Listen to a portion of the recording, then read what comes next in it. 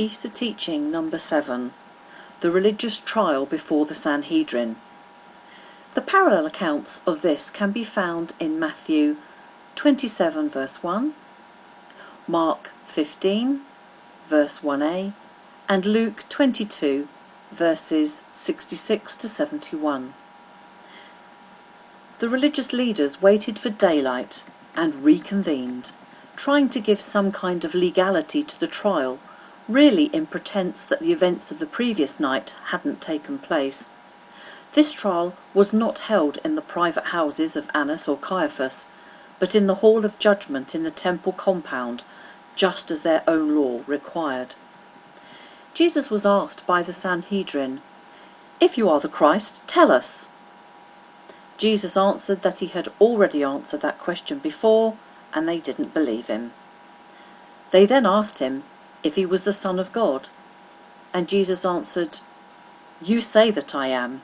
And remember, that was a way of giving an emphatic answer in the affirmative. Yes.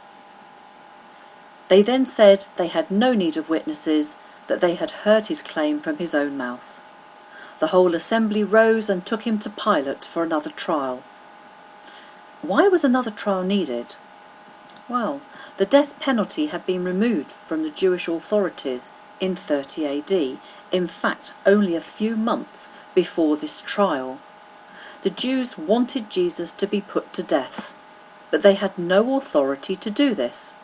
This was a matter for the Roman leadership. Interestingly, had the Jewish authorities had the power to execute Jesus, he would have been stoned to death, as the method of capital punishment of the Jews was by stoning. However, in fulfillment of Isaiah 53 and Psalm 22, the death of Jesus had to be carried out by crucifixion. And so Jesus, who had been awake all night, on trial, beaten, punched, slapped and mocked, was now taken before the Roman procurator, Pontius Pilate, for yet another trial.